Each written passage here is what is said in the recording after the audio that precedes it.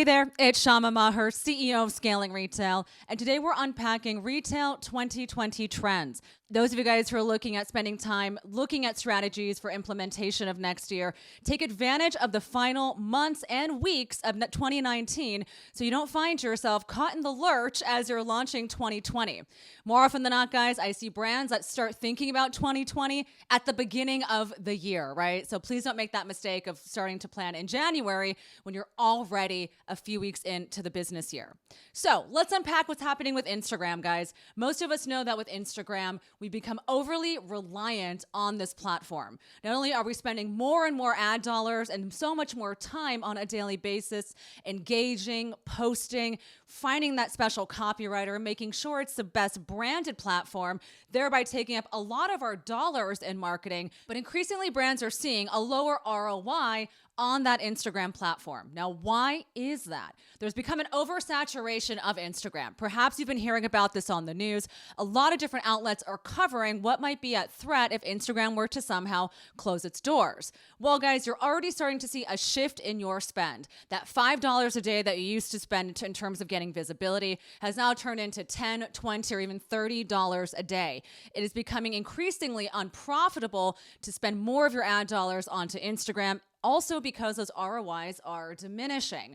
So if Instagram continuously changes the algorithm, if it becomes more and more expensive to play on that platform, what are you going to do? Well, it's time to rethink the diversification of your marketing portfolio. Traditionally, we've been seeing in the last 5 years a real shift away from looking at things like print media and focusing more and more into digital. But I'm here to tell you today that we need to start looking into the integration between both digital and print, as well as diversifying across the major social media platforms. Now, Gen Z out there, they're primarily interested in looking at YouTube.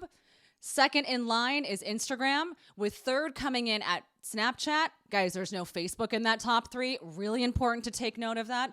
When we start to look at our millennial consumers, we see coming in first, they're looking at Facebook, then they're looking at Instagram, and then they're looking at YouTube. So in both of these cases, and I imagine your customer market segmentation is looking at Gen Zs or millennials, you're probably looking at Instagram as not only just the secondary platform, but also, guys, we're looking at really two very different entryway points for these different kinds of customers. That means developing a strategy that's going to work on YouTube and developing a Facebook strategy should be as important as converting those people off of Instagram.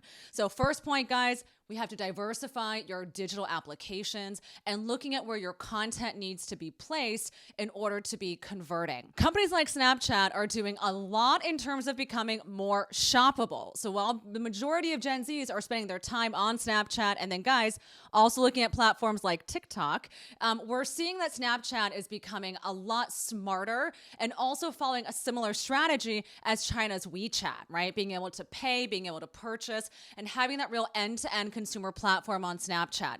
So while you might have thought that Snapchat was going to die, guys, it's in the top three of where Gen Zs are looking to shop and where they're spending their time. Now, when it comes to our millennial friends in the millennial market, Facebook is still an increasingly important platform. While you might be hearing things like digital detoxes or people turning off their Facebook pages, they are still continuously going back to Facebook, if even just to keep up socially with friends and family. So what does that mean? That means that maybe your Facebook page becomes less relevant, but your Facebook ads become more relevant. They may not be spending time on the page, they might not be engaging with what you're posting, but they will be getting the visibility and the eyeballs onto your advertisements. So guys, first and foremost, diversify your digital platforms, develop a strong content play. Do not expect those Instagram platforms and images to simply translate onto Facebook, guys. We have to be looking at creating channel-specific content. And that is really the only way we're going to be able to take advantage of these new digital platforms and some of the old ones that are coming out with new technologies. Now, the second thing we have to consider as we look at the fate of digital, not only are we seeing a huge amount of trends that are coming up in terms of selling channels, so people are looking at e-com and brick and mortar, old school and new school, we have to take that same application and apply that to our marketing strategies. old school and new school applications of how people are selling, we have to also think about old school and new school ways of getting in front of people's eyes. Now, here at Scaling Retail, we're a huge fan of the concept of attention arbitrage. What does that mean? That means let's get in front of the eyeballs of your customers at the cheapest way possible that's going to have the maximum amount of impressions and visibility. It used to be that digital advertising was the way to get the biggest bang for your buck. And guys, we're seeing a visit back to some of our older school technologies when it comes to marketing. Things like catalog mailers are really picking up steam. You might even be driving by and see a bus stop and see an advertisement for one of your favorite almond milk brands or oat milk brands on the bus stop. You might also be going past a billboard these days and seeing more rotational billboards that have more emergent marketing brands on them. For example, here in Los Angeles, guys, we're seeing such a huge resurgence of people using billboards in order to make sure that the new emerging DTC brands are getting the same pay to play and same eyeballs as maybe seeing an advertisement for a movie, right? We're looking at those kinds of grassroots ways of getting the word out. We're also seeing a visit back to postering. That's right. When you walk down the street and you see posters of brands, you're seeing things that feel a little bit more integrated, a little bit more gritty, more hands-on. These are new ways in which we're seeing a lot of brands start to integrate old school technologies. Now, it's a 360-degree world that we live in. Your customer is shopping online, they're shopping in store. They're also looking at where they're getting their information from. Simply chasing your customer online, doing the retargeting and being a stalker online isn't going to get you as far as it used to.